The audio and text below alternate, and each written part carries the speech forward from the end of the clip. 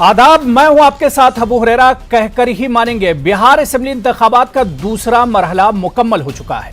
जमहूरियत के जश्न में लोगों ने बड़े जोशो खरोश से हिस्सा लिया। कुल 243 सीटों में से अब 165 सीटों पर वोटिंग मुकम्मल हो चुकी है। तो वहीं अब 7 नवंबर को तीसरे और आखिरी मरहले की पोलिंग होगी। दूसरे मरहले में तकरीबन 54% पोलिंग हुई। आज की वोटिंग को लेकर पार्टियों और उम्मीदवारों के अपने अपने दावे हैं, लेकिन अवाम ने किसके हक में फैसला किया है, यह सबसे अहम सवाल है कि 2 मरहले मुकम्मल होने के बाद बिहार के ये इंतखाबात आखिर जा किसके हक में रहे, इसे भी समझना बहुत अहम हो जाएगा। और आज के इस दूसरे मरहले के खात्मे के बाद, दूसरे मरहले के इख्तिताम के बाद क्या कुछ तस्वीर बिहार इंतखाबात की उभर रही है, इसे भी हम समझने की कोशिश करेंगे। अवाम ने दो मरहले मुकम्मल होने के बाद किसके हक में फैसला किया है, इसे भी समझने की कोशिश करेंगे। लगातार तमाम पार्टियां और तमाम उम्मीदवार, बड़े लीडरान यही दावे कर रहे हैं कि उनकी पार्टी जीत रही है, वो जीत रहे हैं, लेकिन सच्चाई क्या कुछ है ये तो 10 तारीख पता चलेगा। लेकिन इशारा क्या कुछ मिल रहा है आज की पोलिंग से, इस पर हम बात करेंगे। बहुत खास मेहमान मेरे साथ जुड़े हुए हैं। मोहम्मद नेमतुल्लाह साहब जेडीयू लीडर हैं, वो मेरे साथ इस वक्त जुड़े हुए हैं। मोहम्मद नेमतुल्लाह साहब, आपका बहुत इस्तकबाल है न्यूज़ 18 उर्दू में। लगातार आज दिन भर आप हमारे साथ जुड़े रहे। नेमतुल्लाह साहब, 2 मरहले बिहार के इंतखाबात के मुकम्मल हो गए, यानी 165 सीटों पर पोलिंग मुकम्मल हो चुकी है। बिहार के अवाम ने किसके हक में फैसला किया, क्या कुछ इशारे मिल रहे हैं, आपका तजुर्बा क्या कुछ कहता है नेमतुल्लाह साहब?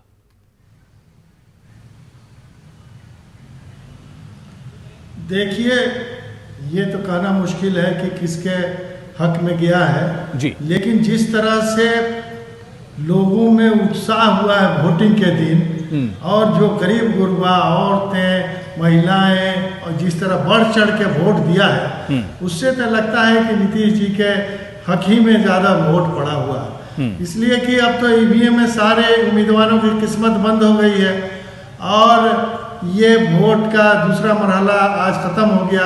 तीसरा 7 तारीख को होने वाला है। 10 तारीख को आपको काउंटिंग हो जाएगा तो साफ हो जाएगा कि क्या इस हालात हैं, क्या बिहार के किस ओर करवट ऊँट बैठेगी। लेकिन जो ओवरऑल माहौल है, सबसे पहले तो मैं निंदा करता हूँ उन लोगों का जो माननीय मुख्यमंत्री पर प्याज फेंका, पत्थर फेंका।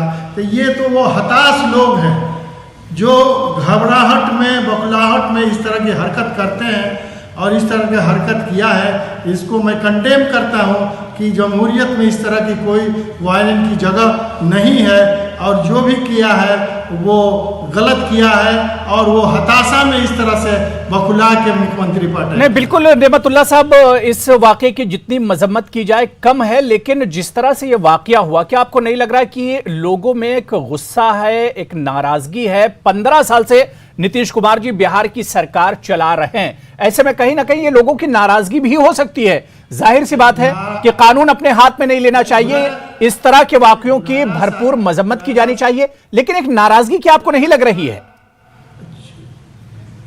जी जी जी नहीं, हुरैरा साहब, नाराजगी होगी तो वो ईवीएम में जाके बटन दबा के खिलाफ मुखालफत करते, लेकिन ये चंद लोगों की शरारत है जो अपोजिशन में लोग ये षड्यंत्र करते हैं और इस तरह से लोग डिमोरलाइज करने की कोशिश करते हैं। लेकिन मुख्यमंत्री इतने मजे खिलाड़ी हैं कि उन्होंने कहा जितना फेंकना हो फेंको, हम नहीं कुछ बोलेंगे, और कहा कि छोड़ दो उन लोगों को। तो वो हताशा में आके, घबराहट में आके इस तरह की हरकत करते हैं।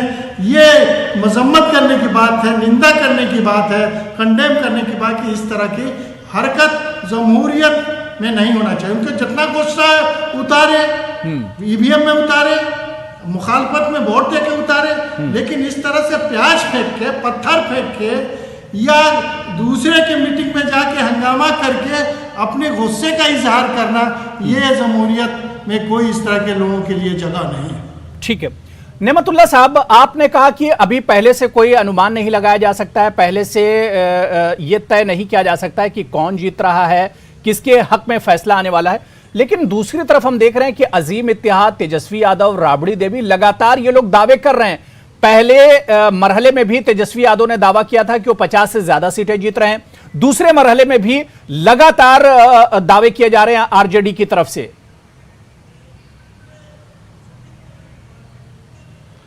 दावे करने से तो नहीं हो जाता है। दावे तो कर 2005 में भी लोग दावा करते थे और 22 सीट पर सिमट के रह गए। ये भीड़ से लोगों के मन को नहीं परखा जाता है। भीड़ तो लगती है।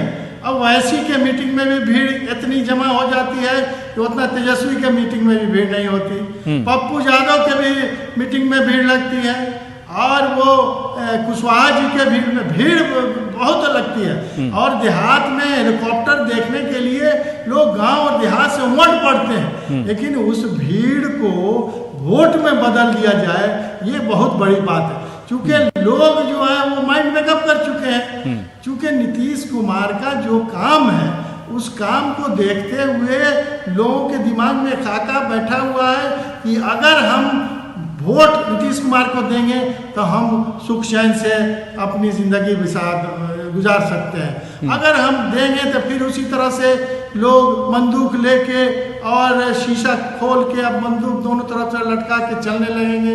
रात को घूमना जाना मुश्किल, 6 बजे के बाद से मुश्किल हो जाएगा। लोग का जो रोड पर चलना मुश्किल हो जाएगा। रोड में गड्ढा है कि गड्ढे में रोड है, ये चीज़ मुश्किल हो जाएगी। नीतीश कुमार ने तो इतना किया कि एक माहौल बनाया, एक इंफ्रास्ट्रक्चर तैयार किया से कि लोग बाहर से भी आके यहाँ रह सकते हैं, बस सकते हैं और टूरिस्ट भी आ सकते हैं। टूरिस्ट भी आते भी हैं, पहले से ज़्यादा टूरिस्ट पड़े हुए हैं। नालंदा में जिस तरह से उन्होंने काम किया है तो उसमें भी बहुत काफ़ी तादाद में टूरिस्ट आ रहे हैं। बोध गया में जिस तरह से काम किया है उसमें भी टूरिस्ट आ रहे हैं। तो माहौल खुशगवार रहेगा, माहौल अच्छा रहेगा। लेकिन इन दावों के बाद भी राबड़ी देवी कह रही हैं कि बदलाव की गंगा बह रही है। तेजस्वी यादव कह रहे हैं कि लोग बदलाव चाहते हैं। ये दावे हैं आरजेडी के, अजीम इत्तेहाद के दावे हैं। बदलाव जंगल राज की तरफ नहीं न जाएगा। बदलाव कहाँ जाएगा? कौन लोग बदलाव चाह रहे हैं? इसलिए बदलाव कहने से नहीं होगा। अब तो वो 10 तारीख को पता चलेगा कि लोग बदलाव चाहते हैं और कि नीतीश कुमार। ठीक है, बिल्कुल जाहिर सी बात है कि बिहार के लोग चाह क्या रहे हैं और बिहार के लोग किसके हक में इतनी बड़ी तादाद में घरों से निकल कर आ रहे हैं, ये तस्वीर तो साफ होगी 10 तारीख को जब ईवीएम अपना फैसला एक तरह से सुनाना शुरू करेंगे। मेरे साथ बीजेपी के स्पोक्सपर्सन तर्जुमान अजफर शमसी साहब भी मेरे साथ जुड़े हुए हैं। अजफर शमसी साहब, आपका भी सर बहुत इस्तकबाल है न्यूज़ 18 उर्दू में, लगातार आप भी हमारे साथ आज जुड़े रहे हैं। क्या कुछ इशारे मिल रहे हैं सर? 2 मरहले मुकम्मल हो गए, 165 सीटों पर वोटिंग मुकम्मल हो चुकी है। क्या कुछ इशारे मिल रहे हैं? आपके जो जराए हैं वो क्या कुछ कह रहे हैं इस पोलिंग को लेकर? देखिए, ये बड़ी खुशी और इत्मीनान की बात है कि इन 2 मरहलों के जो चुनाव हुए हैं जी, और ये 2 फेजेस के चुनाव के इंडिकेटर्स ये साबित कर रहे हैं कि एनडीए के पक्ष में एक पूरी हवा और डेवलपमेंट के लिए लोग मुत्तहिद होकर अक्ल बसीरत के साथ एनडीए के पक्ष में वोट किया है। क्योंकि वो इस बात को समझ रहे हैं कि आरजेडी का ट्रैक रिकॉर्ड जो है वो बहुत खराब है इनके ट्रैक रिकॉर्ड के हिसाब पे जाने में, क्योंकि उनके यहाँ अपहरण उद्योग था और जो विकास और जो डेवलपमेंट और जो तरक्की की शुरुआत 2005 के बाद से बिहार में शुरू हुई, जिसमें कुछ स्टैग्नेशन, सेंटर में कांग्रेस की हुकूमत थी जिसने कुछ स्टैग्नेशन किया बिहार के डेवलपमेंट में। लेकिन 2014 के बाद जब बिहार में एनडीए की सरकार, डबल इंजन की सरकार बनी, तो वो काफी स्पीड अप हुआ और शायद इसी का नतीजा था कि जब आरजेडी के पीरियड में जो टीचरों की अपॉइंटमेंट्स होता था, उस अपॉइंटमेंट्स में इन्होंने बहुत सारे पदों को, पोस्ट को खाली रख दिया। 5 लाख इनके पोस्ट जो हैं वो खाली रह गए। अगर उस वक्त ये अपॉइंटमेंट्स होते तो मुझे लगता है कि 1,35,000 पसमानदा और पिछड़े लोगों को नौकरी मिलती। लेकिन आरजेडी जो पिछड़ों और पसमानदा की बात करती है, वो भी जो है वो उनको नौकरी नहीं दे सकी। आज जिस तरह की बात जो ये राजद के शहजादे बोल रहे हैं 10 लाख नौकरी की, इनके पास कोई विजन नहीं है और ना विजन है ना प्लानिंग है। नहीं तो इनके 10 लाख की नौकरी पर एतराज है। खुद बीजेपी आपकी पार्टी 19 लाख नौकरी देने का ऐलान कर रही है, दावे कर रही है। 10 लाख पर आपको भरोसा नहीं कि 10 लाख का इंफ्रास्ट्रक्चर आएगा कहां से, रेवेन्यू कहां से आएगा, पैसा कहां से आएगा, फिर 19 लाख को किस तरह से किया जाएगा? असफर शमसी साहब, यह सवाल तो किसी के भी जहन में उठ सकता है। हाँ, मेरे पास प्लानिंग है। हम माइक्रो फाइनेंस के जरिए लाखों लाख महिलाओं, यानी उनके पास कोई प्लानिंग नहीं है, उनके पास कोई मैकेनिज्म नहीं है, कोई रोड मैप नहीं है, ऐसे ही उन्होंने ऐलान कर दिया है। जिस तरह से मोदी साहब ने कहा था कि हर साल 2 करोड़ लोगों को नौकरियां मिलेंगी, उसी तरह का प्लान बीजेपी बना रही है इस बार भी। यूनिवर्सिटीज खोली है हमने, जो यूनिवर्सिटीज खोले हैं हमने, जो जिलों में इंजीनियरिंग नहीं, मेरे सवाल का जवाब दीजिए। वजीर आजम साहब ने 2014 में क्या कहा था असफर शमसी साहब कि 2 करोड़ लोगों को हर साल नौकरी मिलेगी? क्या वादा पूरा हुआ? आपको लग नहीं रहा है? जब हम आत्मनिर्भर भारत और आत्मनिर्भर बिहार की बात कर रहे हैं और इस मुल्क के 93% लोग अनऑर्गेनाइज सेक्टर में हैं, तो उनको हम नहीं उनका वादा पूरा कर रहे हैं। किसान सम्मान निधि योजना के द्वारा अनऑर्गेनाइज सेक्टर में क्यों हैं लोग? अनऑर्गेनाइज सेक्टर में इस वजह से हैं कि आपके यहां ओहदे खाली पड़े हैं, जगह खाली पड़ी हुई है, सरकारी नौकरियां निकल नहीं रही, इस वजह से ओहदे खाली, और अनऑर्गेनाइज सेक्टर इस वजह से बढ़ा हुआ है। को सरकारी नौकरी तक महदूद कर रहे हैं। और मैं बोल रहा हूं कि जब हम आत्मनिर्भर बिहार की बात कर रहे हैं, मुद्रा योजना के द्वारा हम बात कर रहे हैं, हम 60 लाख लोगों को मुद्रा योजना के द्वारा 24,000 करोड़ रुपए दिए, तो वो इंप्लॉयमेंट जनरेट करेंगे, वो तो खुद इंप्लॉयमेंट होगा ही उनका। ठीक है, अनवर हुसैन साहब भी आरजेडी से जुड़ गए, उनसे भी मैं सवाल ले लेता हूं। असफर साहब, अनवर हुसैन साहब, बहुत इस्तकबाल है आपका न्यूज 18 उर्दू में। आरजेडी के तर्जुमान भी है अनवर हुसैन साहब। अनवर हुसैन साहब, क्योंकि मैंने असफर शमसी साहब से और नेमतुल्लाह साहब से यही सवाल किया था कि आज की पोलिंग होने के बाद 165 सीटों पर पोलिंग मुकम्मल हो गई, क्या कुछ इशारे मिल रहे हैं? क्योंकि राबड़ी देवी जी ने आज कहा कि बदलाव की गंगा बह रही है, तेजस्वी यादव ने कहा कि लोग बिल्कुल बदलाव के मूड में हैं, क्या कुछ इशारे मिल रहे हैं? क्या कुछ आप लोगों का अनुमान है 165 सीटों पर?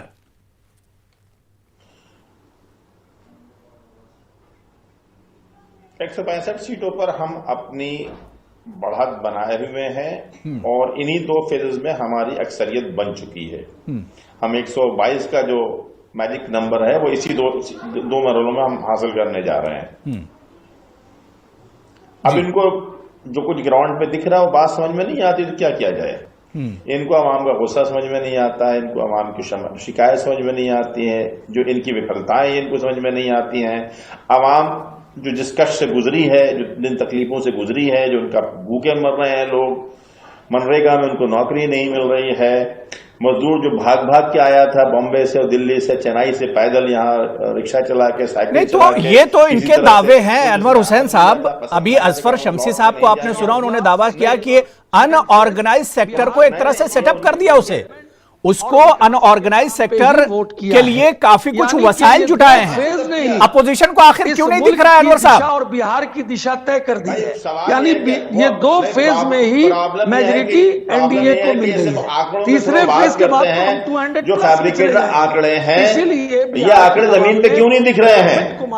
ये कहते हैं 60 लाख लोगों को इन्होंने ऑर्गेनाइज सेक्टर में खड़ा किया। कहाँ खड़ा किया? वो 60 लोग हैं कहाँ? उनके ट्रैक, अगर 60 लोग हैं तो इतने 60 लाख लोग खड़े। असफर साहब सुन लीजिए, असफर साहब सुन लीजिए, आप अब असफर साहब जब आप बोल रहे थे ये सुन रहे थे अनवर साहब, सुन लीजिए अनवर साहब को, उसके बाद मैं आपके पास आ रहा हूँ। असफर शमसी साहब सुन लीजिए जी, कैसे वो नौकरी सृजित करेंगे? असफर शमसी साहब मुझे अगर सुन पा रहे हैं सुन लीजिए, जब उनके सुन लीजिए जी, अनवर साहब बात पूरी कर लीजिए।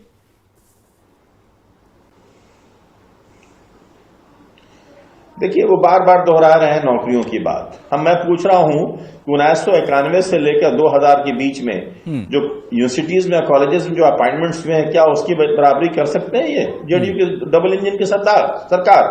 और हमारे जो अपॉइंटमेंट उस जमाने में हुए कमीशन के थ्रू हुए, रिटन टेस्ट के जरिए हुए, ओरल टेस्ट के जरिए हुए। इन्होंने टीचर्स का अपॉइंटमेंट जो किया वो किस तरह किया आपको मालूम है? इन्होंने पूरा टीचिंग इंस्टीट्यूशन बर्बाद करके रख दिया, स्कूल की पढ़ाई बर्बाद करके रख दी। अगर ये टीचरों का अपॉइंटमेंट किसी टेस्ट के जरिए लेते, किसी कमीशन के जरिए लेते, तो आज हमारे यहाँ जो है टीचर्स होते और पढ़ाने वाले टीचर्स होते। किसी स्कूल में पढ़ाई हो रही इसी जरा पूछिए जरा सा। आपके अजीब सवाल है, आपने खड़ा कर रखा है जो पीएचडी किए हुए हैं और +2 में पढ़ा रहा है उसकी तनख्वाह 22,000 रुपया, 25,000 रुपये, और जो हाई स्कूल पास है प्राइमरी में पढ़ा रहा है उसकी तनख्वाह 70 और 80,000 रुपये।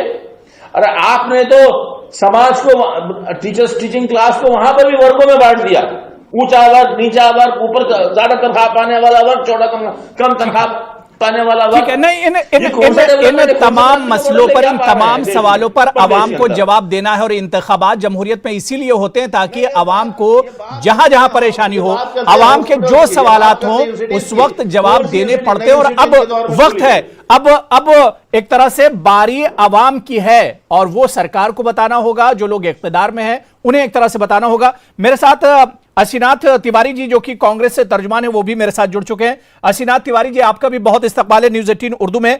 असीनाथ तिवारी जी, वजीर आजम नरेंद्र मोदी साहब जो कि एनडीए की तरफ से सबसे ज्यादा बिहार चुनाव में मेहनत कर रहे हैं, उन्होंने कहा कि घोटाले वाले जो हैं वो दोबारा से हार रहे हैं, घोटाले वालों पर भरोसा न किया जाए। बार बार यही चीज जंगल राज की याद दिला रहे हैं बार बार वजीर आजम साहब बिहार में। देखिए अबू हुरैरा साहब, ये जो एक स्टेप किया गया जंगल राज, दिक्कत यह है कि लोग रिसर्च करते नहीं और मीडिया भी अब भोंपू बन गया है एक पक्ष का। आप जब रिपोर्ट देखिएगा एनसीआरबी की, वो रिपोर्ट ना मैं बनाता हूं ना अबू हुरैरा बनाते हैं, वो रिपोर्ट केंद्र सरकार की एजेंसी बनाती है। बिल्कुल। तो उस रिपोर्ट में आप देखेंगे कि लालू प्रसाद और राबड़ी देवी के कार्यकाल में जो घटनाएं होती थी और नीतीश कुमार के कार्यकाल में जो घटनाएं होती हैं, दोनों में क्या फर्क आया है। तो वो रिपोर्ट आज से 10-12 दिन पहले मैंने निकाली थी बड़ी मेहनत से, और पूरी रिपोर्ट मैंने बनाई। चोरी की घटनाओं में कमी हुई है, बलात्कार की घटनाएं बढ़ गई हैं, रोड रॉबरी की घटनाएं कम हुई है, लेकिन मर्डर की घटनाएं बढ़ी है। अब आप मुझे बताइए हीनियस क्राइम क्या है? चोरी की rape heinous crime road robbery है कि मर्डर है?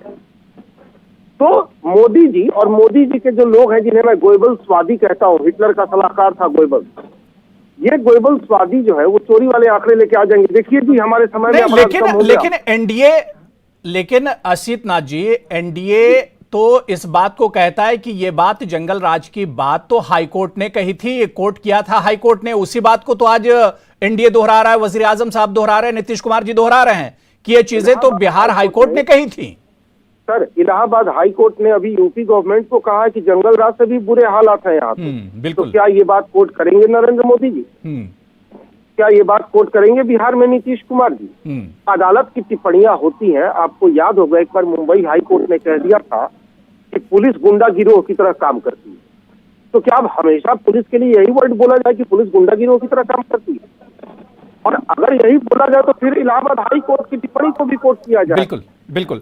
मैं मोहम्मद नेमतुल्लाह साहब आपके पास आना चाहूंगा, यही सवाल जो असित जी यहां पर उठा रहे थे। असित नाथ जी, सवाल यह है कि 15 साल लालू यादव और आरजेडी के दौर के 15 साल का जंगल राज नजर आता है, लेकिन इधर के जो 15 साल हैं जिस पर एनसीबी की रिपोर्ट अभी असित नाथ जी बता रहे थे कि कितने रेप बढ़े हैं, कितना क्राइम बढ़ा है इन 15 सालों में, उस पर नजर क्यों नहीं जाती है? क्या लालू का जो दौर था वो जंगल राज है और नीतीश कुमार का जो दौर है वो मंगल राज है?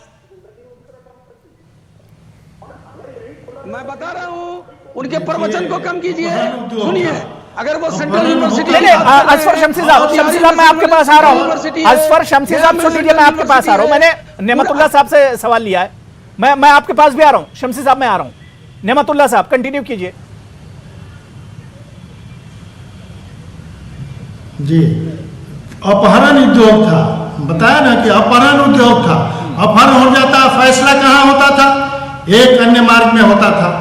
और इससे बढ़ के क्या है, लोग बंदूक लेके दिन को आप घूमते थे, दोनों तरफ से शीशा निकाल के, बंदूक की नाली निकाल के, और लोग शहरों में घुमा करते थे और जीना मुश्किल था लोगों का।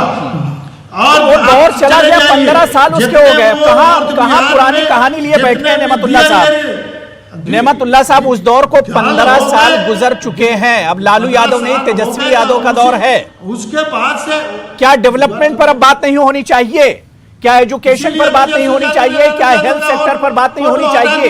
क्या बिल्कुल बिल्कुल होनी चाहिए। एजुकेशन पर भी बात होनी चाहिए। एजुकेशन में भी जितने यूनिवर्सिटी खोले हुए हैं और मेडिकल कॉलेज खोला गया, वो क्या एजुकेशन के में नहीं आता है क्या?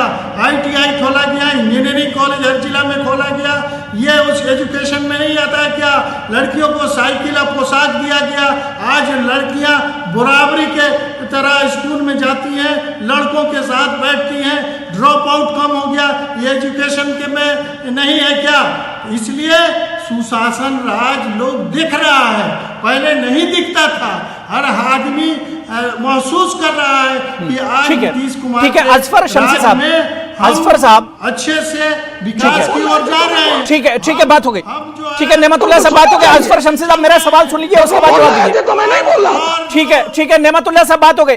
नेमतुल्लाह साहब, बात हो गई। अजफर शमसी साहब मेरा सवाल ले लीजिए सर। बताया गया था, अजफर शमसी साहब मेरा सवाल ले लीजिए। मैं जब जवाब दे रहा था तो आपको सुनना चाहिए। नहीं, अजफर शमसी साहब मेरा सवाल तो आप सुन लीजिए, मेरा सवाल तो आप सुन लीजिए, उसके बाद आप अपना जवाब भी दे दीजिएगा। मेरा सवाल सुन लीजिए। मेरा सवाल सिर्फ इतना है कि जंगल राज को 15 साल गुजर गए, बिहार, आपका दावा है कि बिहार बदल चुका है, तो बदले हुए बिहार पर बात क्यों नहीं हो रही है अजफर शमसी साहब?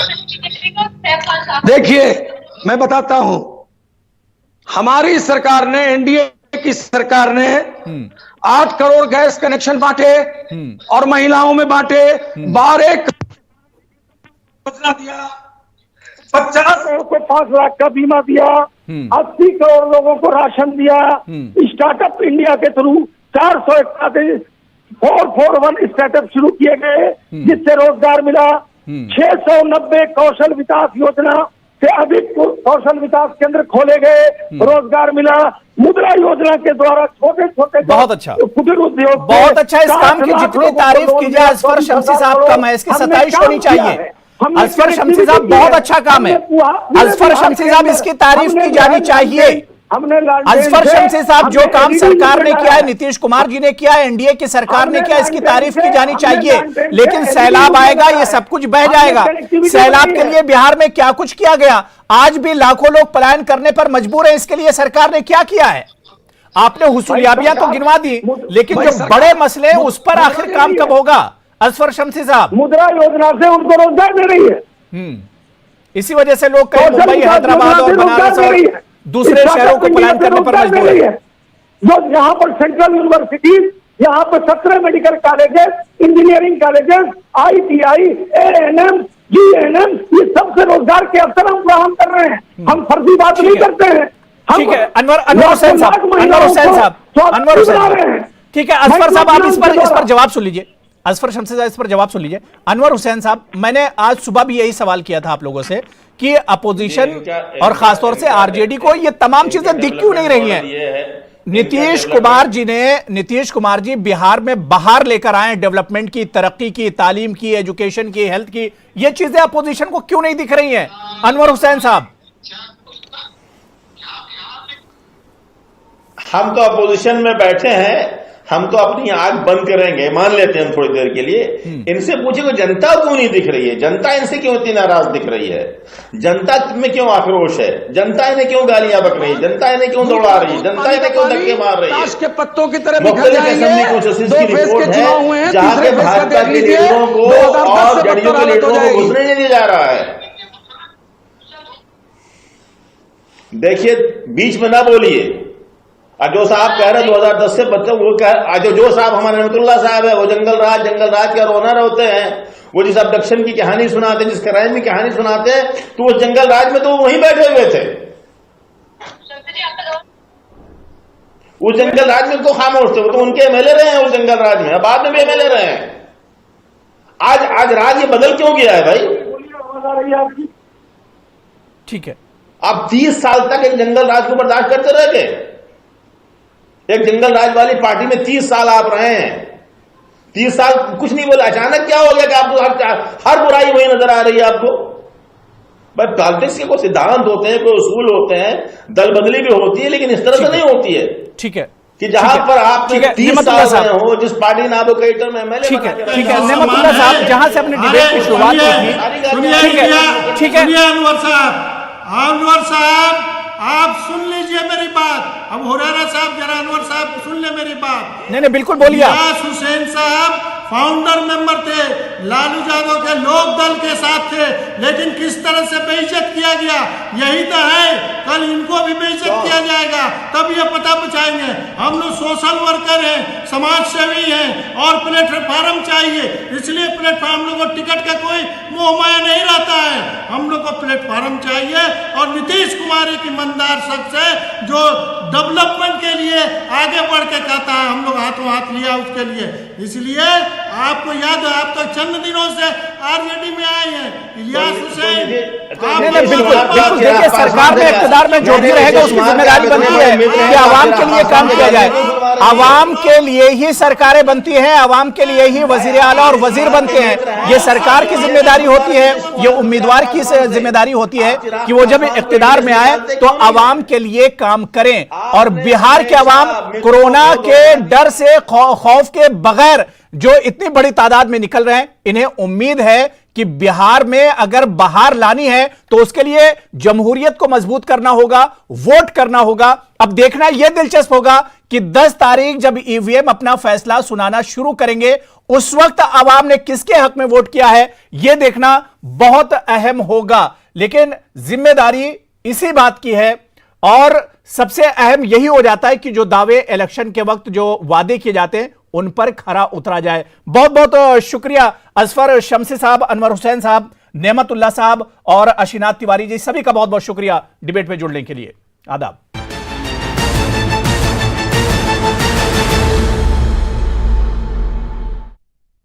शुद्धता और